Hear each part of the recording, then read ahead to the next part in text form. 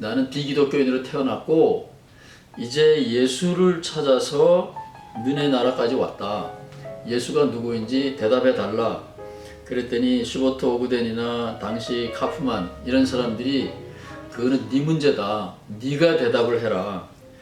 그래서 결국은 유학 생활을 정리를 하고 한국에 돌아가서 교수 생활을 하는데 1980년대 한국은 민주화가 극도에 도달했고 그 민주화가 거의 절정에 도달했던 1988년 노태우 정권 당시로 기억을 하는데 그때에 서양 사람들에 의해서가 아니라 내가 예수를 정립해야 되겠다. 그래서 1988년 한국기독교연구소를 시작을 하는데 그것이 한국에서 예수 르네상스를 구상한 구체적인 역사적인 출발점이라고 대답할 수 있겠네요.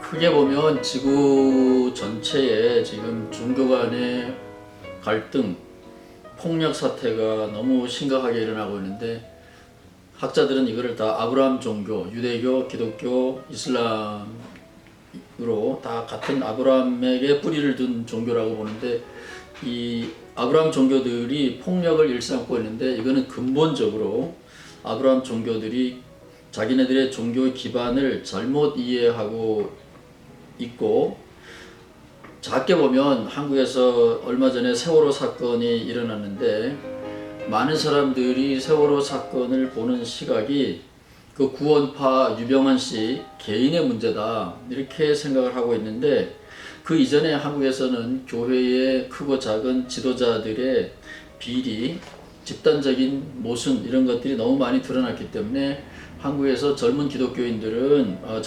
기독교를 떠났죠, 많이.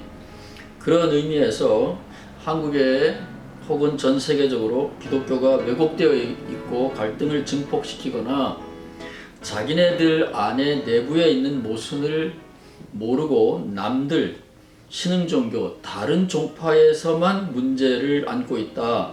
이렇게 잘못된 시각으로 떠들고 있는 사이에 한국의 많은 지식인들은 기독교를 떠나고 있죠.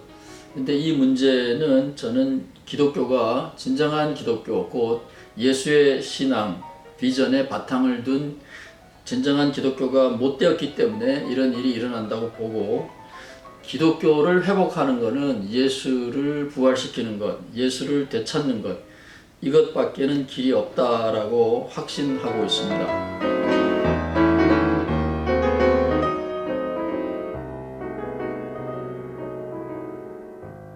많은 사람들이 아직도 천동설, 지동설 학교에서는 지동설을 배우고 일상생활에서는 천동설에 의해서 말을 하더라도 해가 떴다 졌다 불편이 없이 두 개의 패러다임이 공존합니다.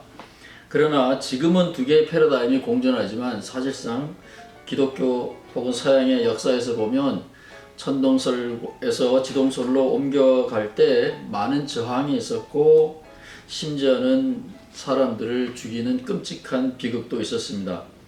지금 예수 르네상스는 지동설로의 사고방식의 전환처럼 중세의 권위주의와 반지성적인 신앙 상태 이것에서 떠나서 자율적이고 인간의 지성을 존중하는 새로운 신앙의 패러다임으로 이동해가는 것 이거는 피할 수 없는 것인데 일반 신자들이 사실은 교회에 헌신하고 돈을 내는 사람들이고 그거에 혜택을 보는 사람들은 목회자들입니다.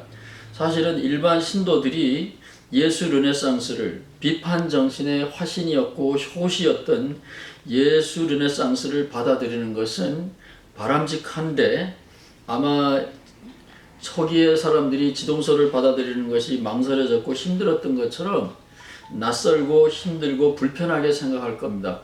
그러나 역사의 흐름을 누구도 막을 수 없듯이 예수 르네상스를 저는 일반 신도들이 기꺼이 받아들여 주기를 간절히 바라는 거죠.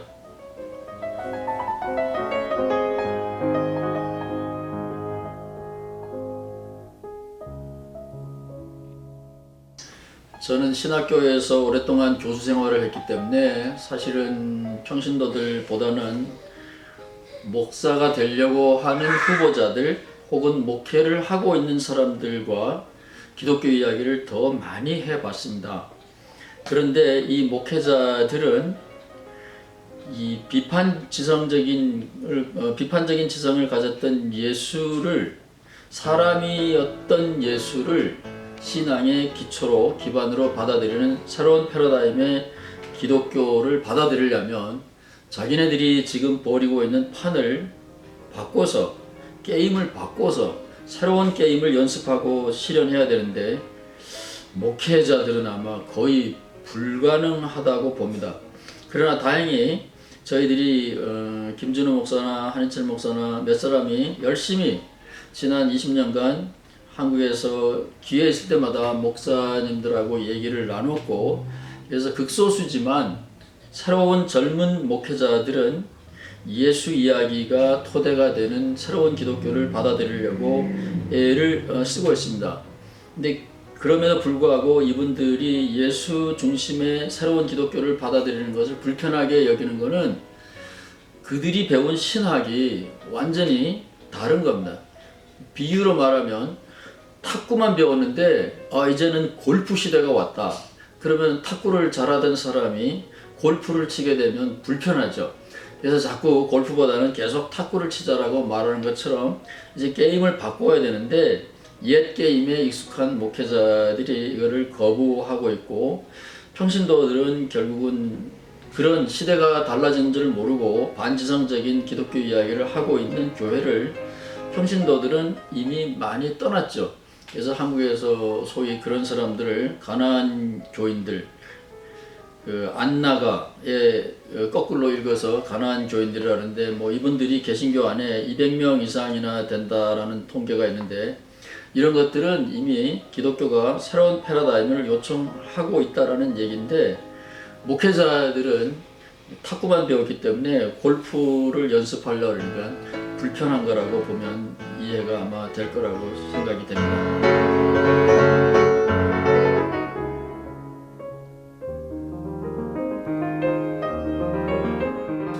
전통적인 패러다임의 예수는 우리의 죄를 대신해서 십자가에 달려 돌아가심으로써 희생제물이 되셨다.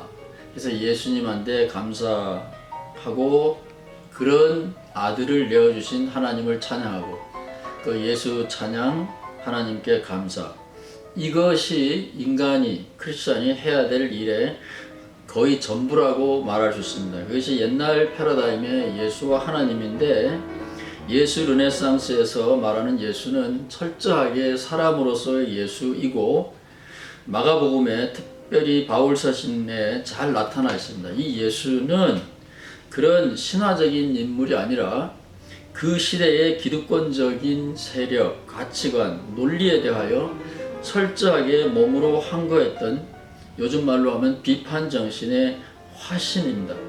그래서 이 예수의 비판 정신을 우리 모두가 두려움 없이 받아들여야 되는 거죠. 나부터도 말은 이렇게 잘하지만 누가 나를 논리적으로 공격해 오면 개인 감정, 인격 모독이라는 생각 때문에 움츠러들거나 개인적인 문제로 치부해 버립니다. 이것은 한국 사람들이 아직도 객관적인 비판적인 사유 방식에 연습이 안 돼서 그런데, 이거는 동양 사람들에게 특별히 심한 고질적인 문화적인 병폐라고 봐요. 그래서 이 세상이 예수, 새로운 예수를 받아들이면, 본래적인 예수를 받아들이면 포괄적으로 비판 정신이 존중받게 되고, 권위주의로부터 떠나서 비판 정신이 존중받게 되고, 더 나아가서 하나의 해답만이 존재하는 것이 아니라 서로 다른 해답이 공존할 수 있다. 이거를 배울 수 있다라고 저는 봅니다. 그래서 예수가 뭐냐? 시작으로는 비판 정신이고 그 끝은 예술 정신이다. 이렇게 말하고 싶어요. 그림은 여러 가지 색깔을 쓰고 음악은 여러 가지 음조를 쓰듯이 하나의 대답, 하나의 신념이 아니라 서로 다른 신념이 공존해서 어울려서 새로운 하모니를 만드는 것. 이것이 예수가 꿈꾸었던 세상입니다. 그래서 기독교인들은 이제 권위주의적인 맹목적인 사고방식, 거기에서 또 벗어나서 예수의 정신을 받아들인다면 세상은 훨씬 풍요로워질 건데, 우리가 게임을 바꾸면 익숙한 사람들은, 옛 게임에 익숙한 사람들은 불편을 느끼듯이 상당히 불편을 겪어야 됩니다. 감수해야 됩니다. 그러나 어린 아이들은 새로운 장난감을 주면 두려움 없이 새로운 장난감을 가지고 노는데, 우리 성인들은 경직돼서 낯익은 것, 익숙한 것만 가지고 놀고 새로운 것을 두려워한다는데, 이것이 바로 죽음의 한 징조라고 봐야 되겠죠. 그래서 예수를 받아들인다라는 것은 시작으로는 비판 정신이고 그 끝은 미학적인 정신, 예술적인 정신인데, 이것은 조만간에 이루어질 거고, 이것이 이루어지지 않으면 지구는 결국 아브라함 종교인들에 의해서 파멸로 치달을 것은 피할 수가 없는 거라고 많은 사람들이 예언하고 있죠.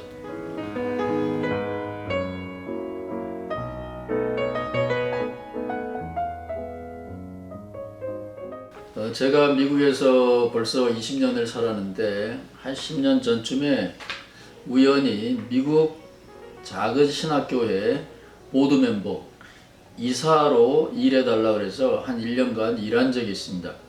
그때 신학교 운영자들만 보는 잡지를 보게 됐는데, 그때 이미 10년 전입니다. 그때 이미 미국의 신학교는 희망이 없다, 운영이 안 된다, 거듭나야 된다. 그런데 기독교인들은 순교를 미덕으로 생각하기 때문에 기독교는 결코 거듭나지 못할 거다, 이런 그 신학교 운영자들이 보는 잡지 글을 읽고 저는 충격을 받았습니다.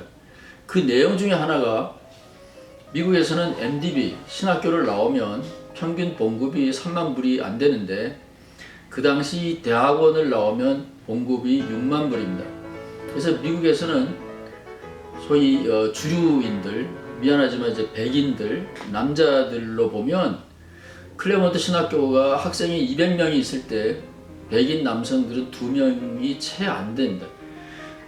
정상적인 백인 주류의 사람들은 6만 불짜리 봉급과 3만 불짜리 봉급 두 가지를 생각하면서 결국은 신학교를 오지 않습니다. 그래서 지금 신학교 졸업생들은 죄송한 표현인데 유색인종들, 마이너리티들, 이런 사람으로 이루어져 있고, 결국은 신학교들은 하나씩 둘씩 문을 닫아가고 있습니다.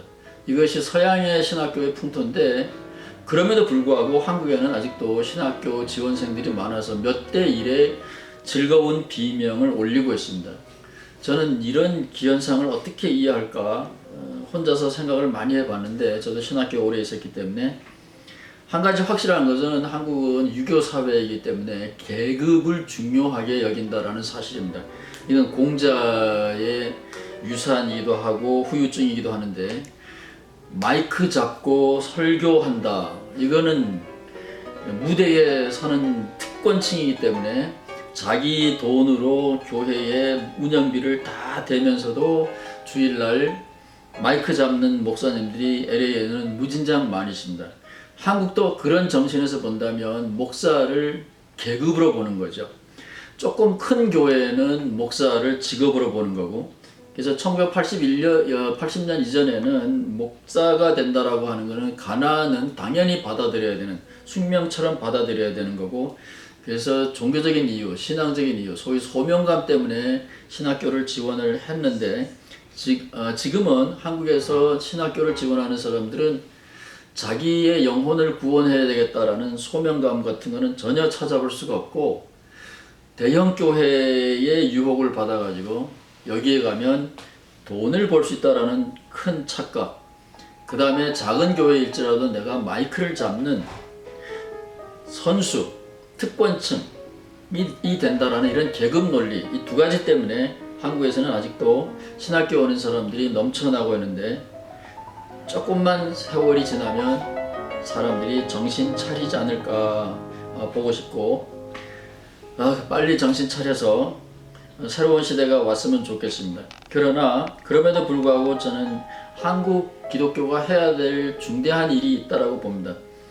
기독교가 아니면 지구촌에 휴머니즘, 비판정신, 박애정신을 공급할 수 있는 종교, 이념은 사실상 없다고 보기 때문에 인간적인 예수가 살아있는 기독교가 되살아나기를 바라는데, 그러려면은 인적 자원, 사람이 있어야 되고, 그 사람이 돈도 있어야 되고, 열정도 있어야 되고, 브레인도 있어야 됩니다. 그런데 이런 모든 것을 갖춘 것이 아직은 한국입니다.